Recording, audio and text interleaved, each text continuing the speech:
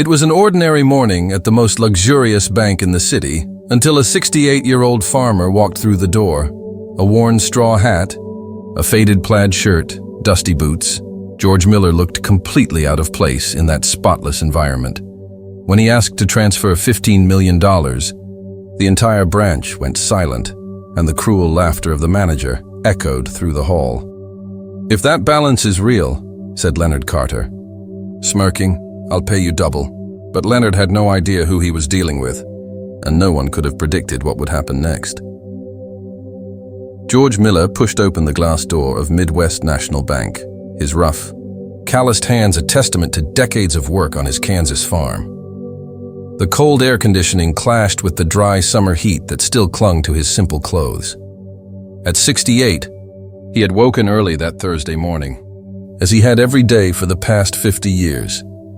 He'd had his black coffee, checked on his cattle, and decided it was time to handle a certain banking matter in person. His old straw hat, frayed at the edges, shaded his gray hair. His faded checkered shirt bore the marks of honest labor, and his dusty boots still carried traces of red Kansas soil. On his wrist, a cheap plastic watch, the same one he'd worn for 20 years. Nothing about him shouted wealth. Nothing suggested power, and that was exactly how he liked it, to be seen as an ordinary man. The other customers, all dressed in pristine business suits and elegant heels, instinctively stepped aside as George passed. Women whispered behind designer handbags. Men adjusted their ties with visible discomfort. The contrast was striking, a world built on appearances, status and judgment based on what one wore. From behind the bulletproof glass of his corner office, Leonard Carter, the branch manager, watched everything unfold. At 35, Leonard considered himself a success story, a business degree from one of Chicago's most prestigious universities, an MBA abroad, an imported car in the garage, and a penthouse downtown. His Italian suit cost more than 3 months of minimum wage. His English shoes gleamed like mirrors. Another one who's lost, Leonard thought, adjusting his silk tie.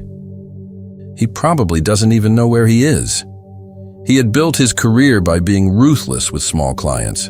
For Leonard, success was measured by one's account balance, address, and the brand of one's watch. And this old man clearly had none of those.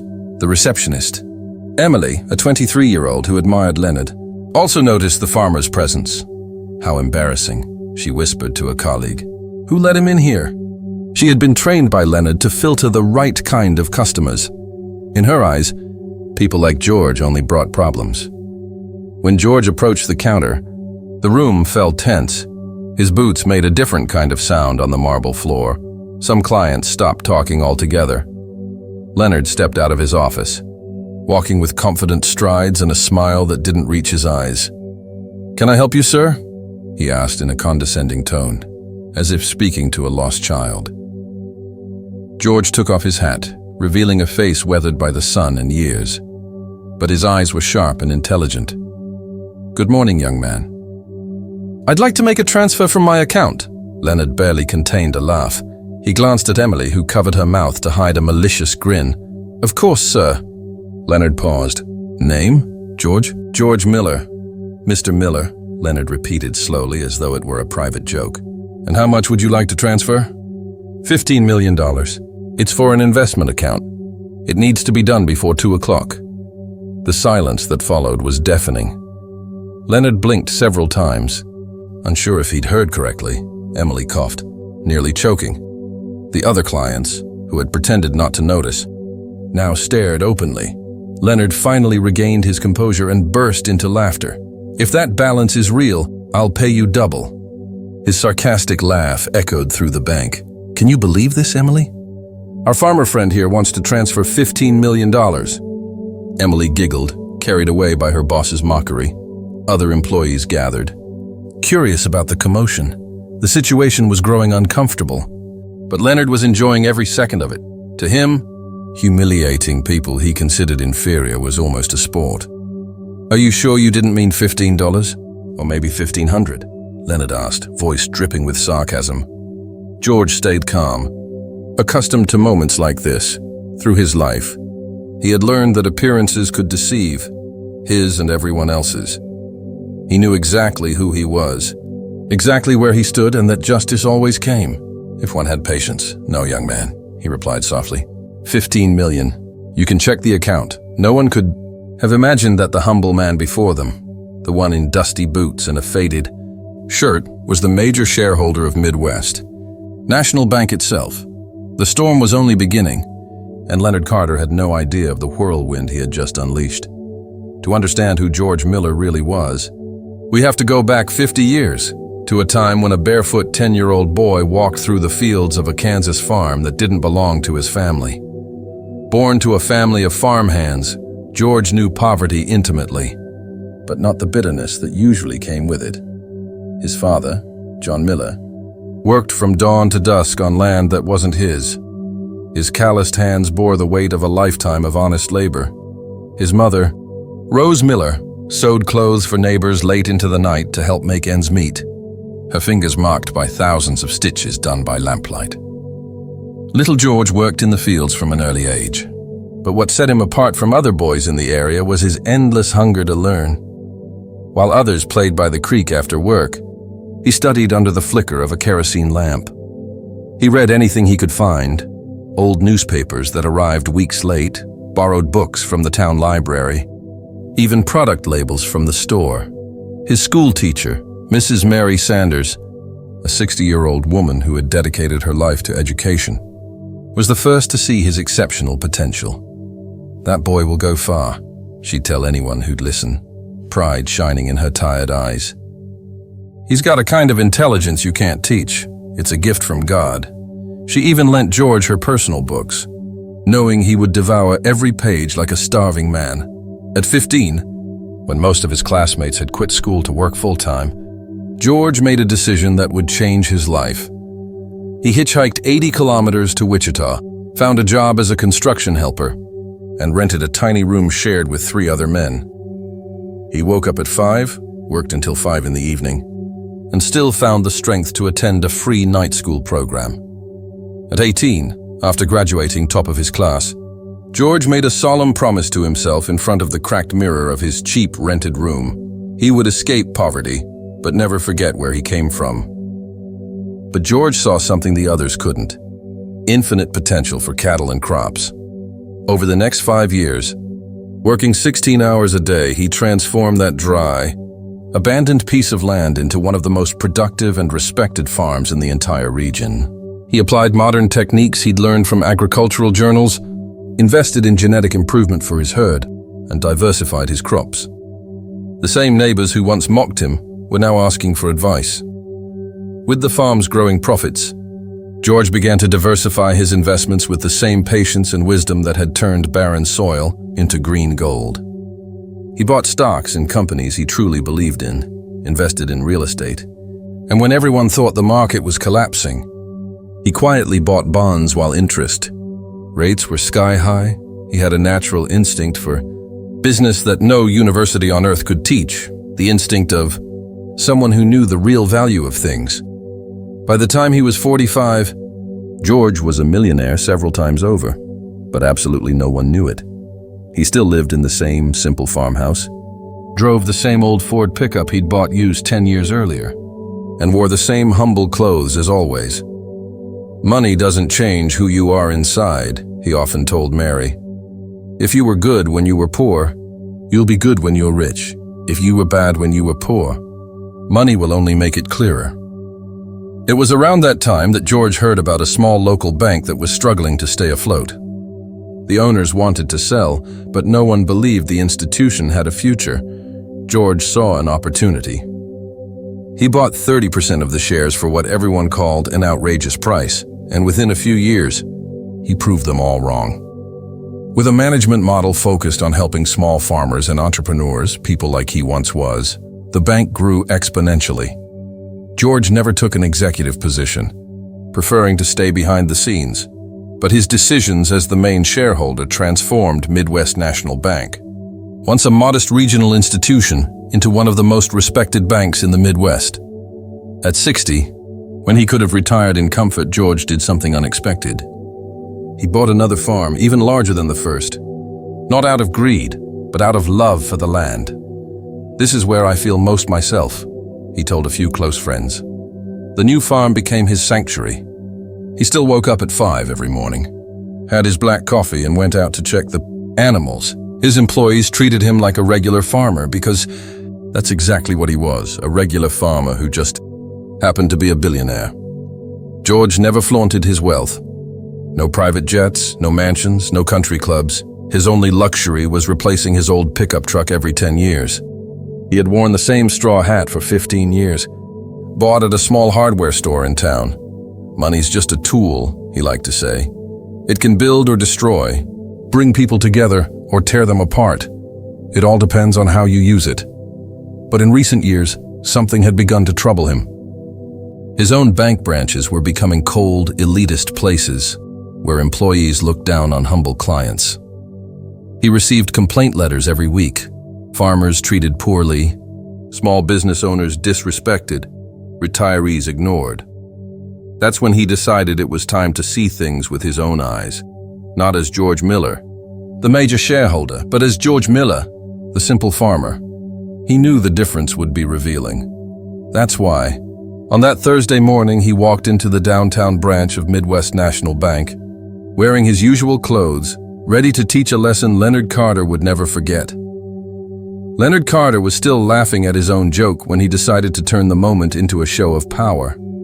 To him, putting people in their place wasn't just fun. It was a way of maintaining the social hierarchy he believed was natural. "Mr. Miller," Leonard said, regaining a fake tone of professionalism. "For transfers of that size, we have specific protocols. You'll need a private banking appointment, documentation of the source of funds, and a full compliance package." George remained calm. "Young man, I've had this account for over 20 years. I've never needed an appointment to move my own money." "Ah, but the rules have changed," Leonard replied with a smug grin. "Especially for transfers over 10 million. It's internal policy to prevent money laundering. Emily, bring me the complete KYC packet for Mr. Miller." Emily jumped up quickly, clearly enjoying the show. "Of course, Mr. Carter. I'll also grab the forms for source of funds declaration and economic capacity." Other employees began gathering, drawn by what seemed like a special case. Sandra. The supervisor joined them. "Problems, Leonard?" "No problem, Sandra," he said smoothly. "Just following protocol. This gentleman wants to transfer 15 million without proper documentation." Dr. August Matthews, waiting in the VIP line, sighed loud enough for everyone to hear. "This sort of thing slows down service for everyone. People like that should really go to a smaller credit union." "The doctor's right," said Patricia Montgomery, glancing at her gold watch. "There are rural credit cooperatives for this type of client." Leonard grabbed the stack of forms Emily brought. "We'll need you to fill these out, Mr. Miller. Only 17 forms," he said theatrically. "And we'll also need authenticated copies of your last 5 years of income statements. Tax returns and property deeds," Emily added with a venomous smile. "And of course, transfers over 10 million require 48 hours notice for security reasons."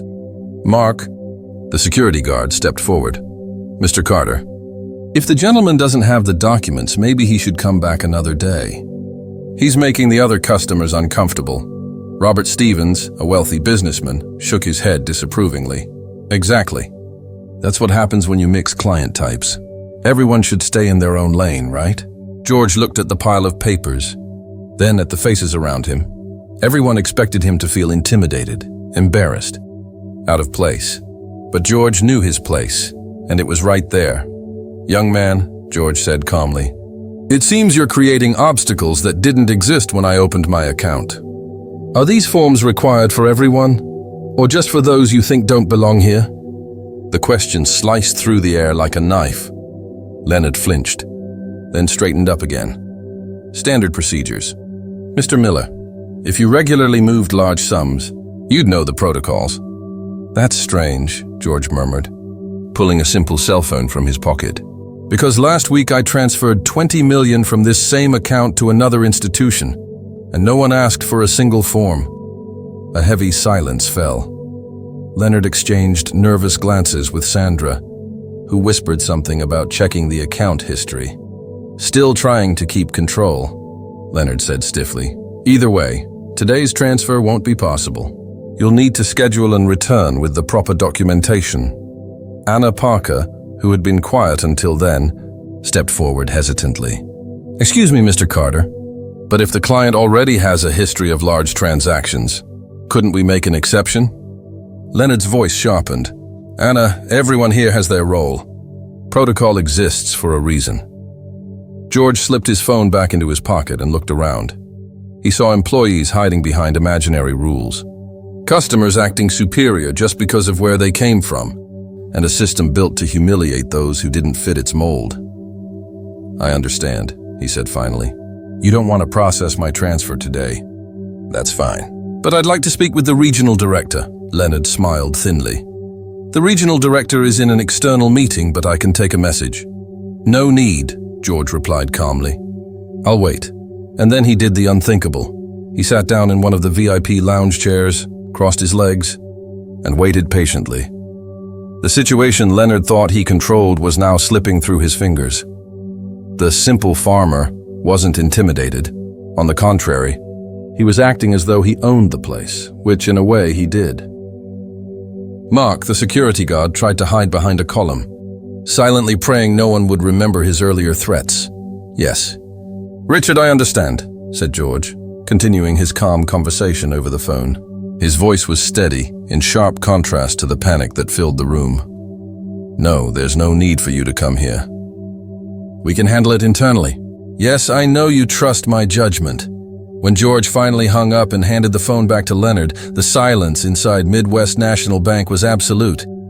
Even the hum of the air conditioning seemed to stop. "Well," George said, adjusting his straw hat, "it looks like you'll all have the chance to experience some real protocols very soon." Leonard swallowed hard, knowing his career had just collapsed right before his eyes. And the worst part? He had been the architect of his own downfall. The situation had escalated far beyond humiliation. It was now a matter of professional survival. Everyone in the branch could feel it. They were on the wrong side of history. George Miller pulled a small, scratched tablet from the pocket of his plaid shirt. The screen lit up when he tapped it. With the precision of someone who mastered technology despite his age, he opened a folder. "My name is George Miller," he said, his voice echoing through the silent room. "And I'm the major shareholder of this bank." He turned the tablet toward Leonard. On the screen were official documents, digitally certified power of attorney, authenticated shareholder certificates, and audited statements, all properly signed and sealed. The silence that followed was deafening. It was as if time itself had frozen. Leonard Carter's legs went weak. Emily gasped. Sandra turned pale as paper. Robert Stevens felt his throat go dry. This can't be real," Leonard stammered, staring at the tablet, then at his computer showing millions in George's account. 43% of the bank's shares, George explained calmly, acquired over 23 years of investment. Patricia. Montgomery felt the floor disappear beneath her. Her jewelry suddenly looked like cheap costume pieces compared to the man she had called trash minutes earlier, Dr. August Matthews, who had preached about education and social hierarchy, struggled to swallow the venomous words he'd spoken before. "Mr. Miller." Leonard tried to recover his composure, but his voice cracked. I didn't know. No one told me." "No one told you," George replied evenly, "because I didn't want anyone to know." He slipped the documents back into his tablet. "Over the past 6 months, I've received 847 complaint letters. Humble people mistreated, small business owners disrespected, seniors ignored." He paused, looking slowly around the branch, his eyes resting on each face that had participated in his humiliation. "I decided to come here myself, to see how my employees treat the customers who most deserve kindness and respect."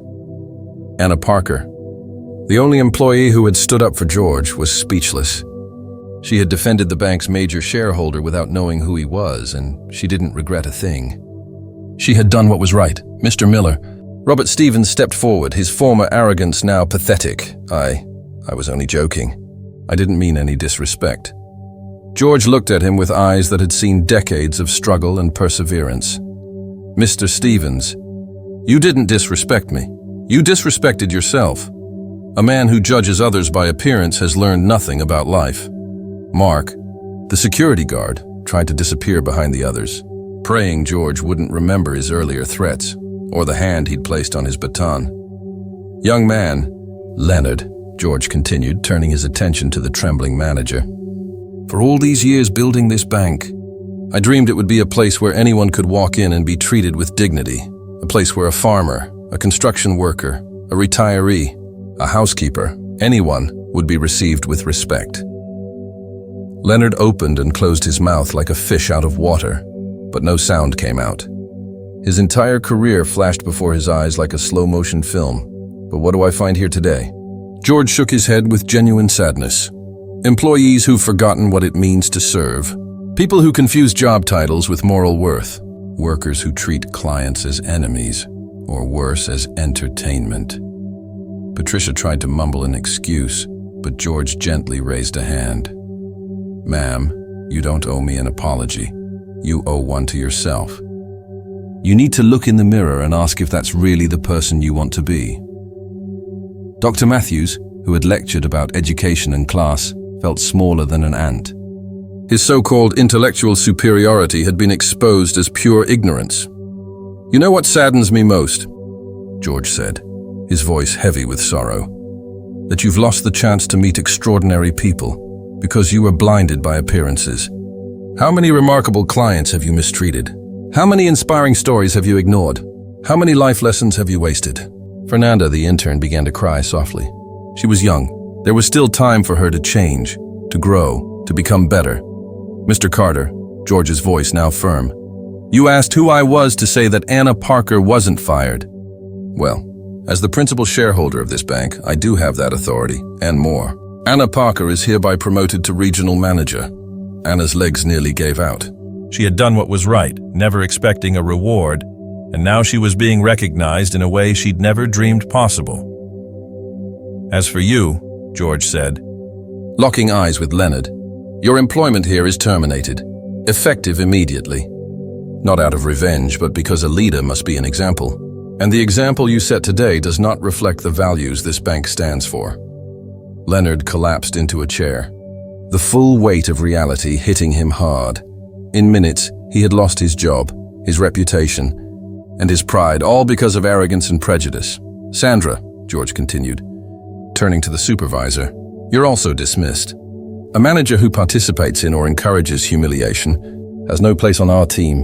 The entire branch was in shock. Wealthy clients realized they had insulted the most powerful man in the bank. Employees who had laughed and mocked now feared for their jobs and reputations. But George Miller, the simple man with the straw hat and humble clothes, wasn't finished yet. There were still lessons to teach and changes to make. Justice was being served, but in a way no one expected, with dignity, wisdom, and the calm of a man who truly understood the value of what matters most in life. The chaos that followed George's revelation was like watching a house of cards collapse in slow motion. Leonard Carter, who minutes earlier had ruled the branch, now sat with his face buried in his hands, whispering over and over, "This can't be real." The man who had built his identity on humiliating others had just learned that life has a peculiar way of teaching humility. Emily, the receptionist who had once sneered at him, stumbled toward George, tears streaming down her face. "Mr. Miller, please." "I didn't know." "If I'd known, I never would have." Her words came out broken, interrupted by sobs. The 23-year-old who had once idolized Leonard now watched her entire career crumble before her eyes. "Miss Emily," George said gently, "the question isn't what you would have done if you knew who I was. The question is why you mistreated someone you didn't know. Respect should never depend on a person's bank balance." Sandra, desperate to save her job, made one last attempt. "Mr. Miller, please, I have 3 children to feed. Give me another chance. I can change." Her tears were genuine. The fear of unemployment had shattered her arrogance like glass under a hammer. Robert Stevens, the businessman who'd lectured about people knowing their place, was pale as chalk. His car dealership depended on the bank's financing, and he was already calculating how many contracts could be canceled when this story spread. Mr. Miller, he stammered, this was all a misunderstanding. I have the utmost respect for you and for this bank. Mr. Stevens, George interrupted softly, you didn't respect me when you thought I was a poor farmer. Why should I believe you respect me now that you know I'm rich? Patricia Montgomery, the socialite who had spoken proudly about social hierarchy, was in total panic. Her position in local society depended entirely on her ties with influential people. Insulting. The principal shareholder of the region's biggest bank was social suicide. It was a terrible mistake, she exclaimed, her jewelry trembling as she gestured wildly. I've been under stress. I wasn't myself. Dr. Matthews, the respected physician who had lectured about class and education, sat in awkward silence. He knew the story would spread quickly through the city's elite circles. His reputation, built over decades, was now in ruins, all because of 15 minutes of arrogance.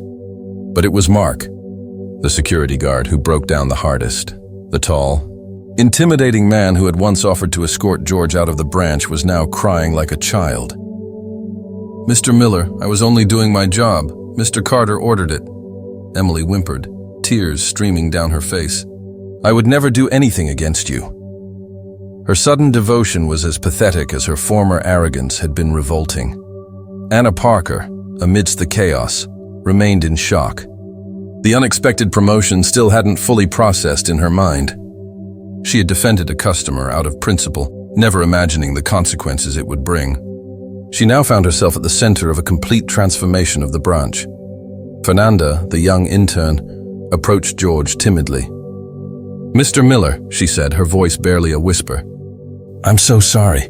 I'm new here and I thought I should follow the others' example. I know that's no excuse, but can I learn to be better? George looked at the young woman kindly. It was this genuine humility and willingness to grow that he sought in his employees.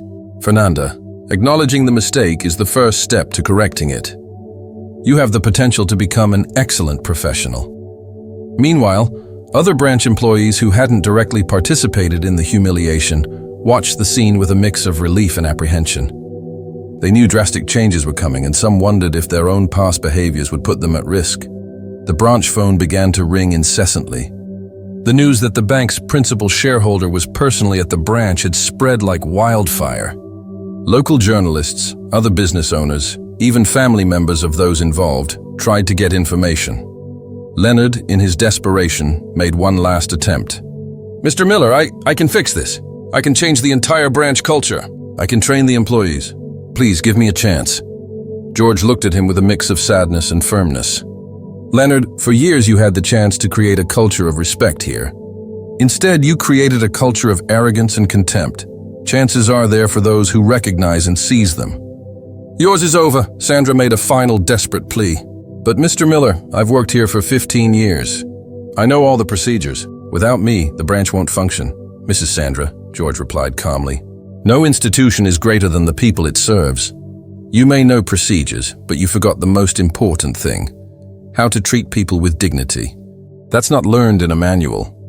It's learned in the heart. The situation was growing increasingly tense. Some customers who had participated in the humiliation began to discreetly leave the branch, trying to avoid further embarrassment. Others, curious about the unfolding events, remained as spectators of a drama that had become all too real. George looked around the branch, his branch, and saw not only the chaos of the moment, but the possibilities of the future. He saw an opportunity to transform not only that location, but to send a message to all the bank's other branches. A message about values, respect, and the true measure of success. Anna Parker, he said, turning to the new manager. Tomorrow we will begin implementing profound changes here. I want you to prepare a meeting with all the staff. We will build a new culture based on respect and human dignity. Justice was being served, but George knew the real work was just beginning. Firing the arrogant was only the first step. The true challenge would be to build something better in place of what had been destroyed. 6 months after that day that changed everything, the bank branch had become an example for the entire region's financial system. Anna Parker, now firmly established as the regional manager, had implemented changes that went far beyond internal policies. She had created a silent revolution in the way simple people were treated.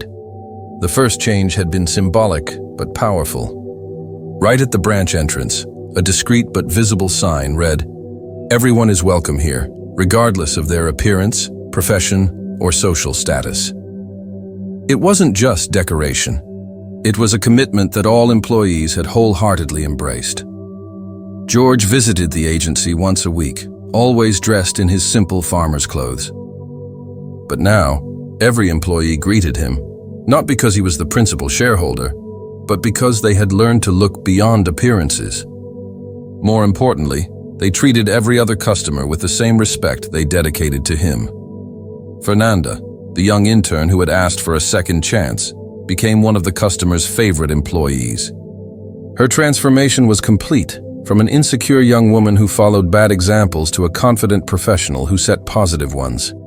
"I learned that respect isn't something you give only to those who can reciprocate it," she often told new interns. "Respect is something we give because we are decent people." The story of Leonard Carter, however, took a different turn. After being fired, he spent weeks in deep depression. His arrogance had cost him not only his job, but also the trust of his family and friends. His wife left him, taking their children. His friends moved away. He discovered in the most painful way possible that relationships based only on status and appearances are fragile like sandcastles. But it was precisely this fall that became his salvation.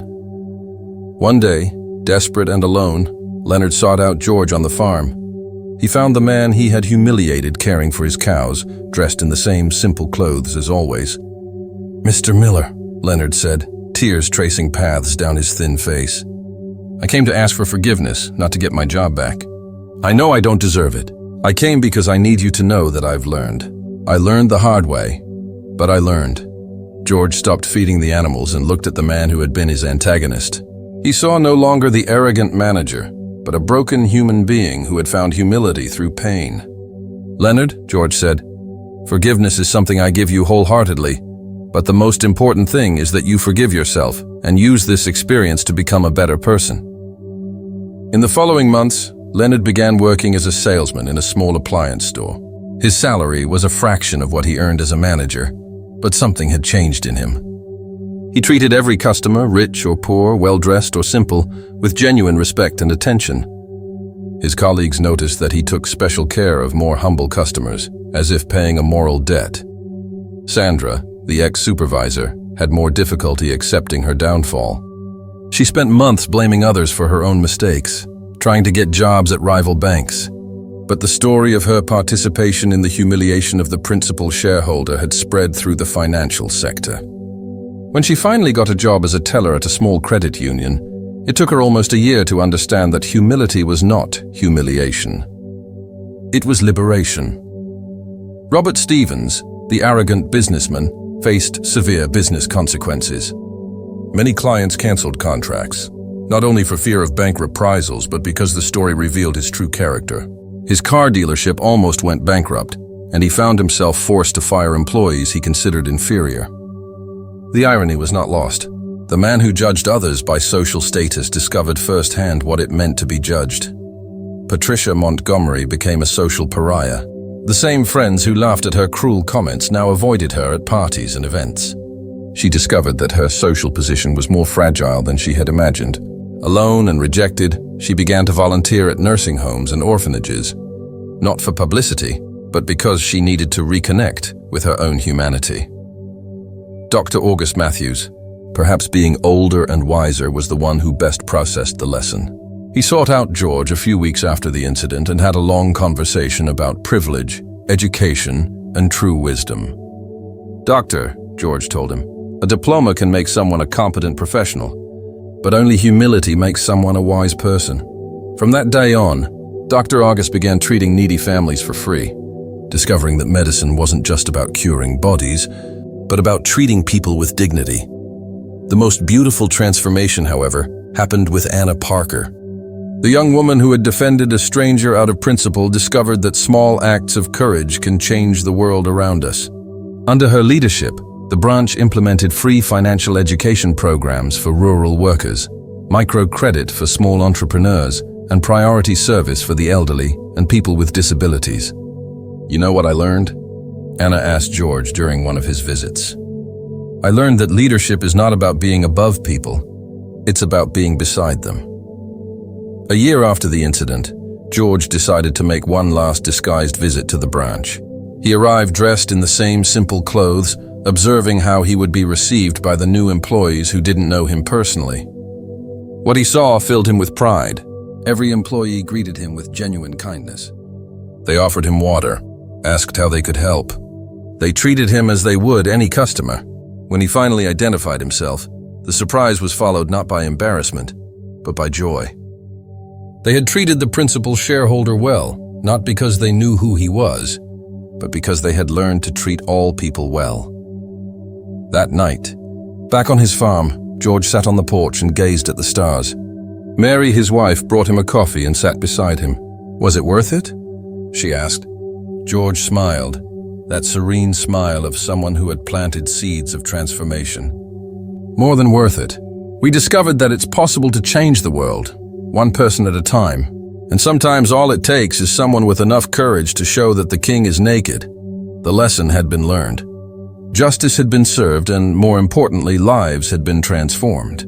Not only those of the arrogant, who learned humility, but also those of the humble, who discovered their own strength.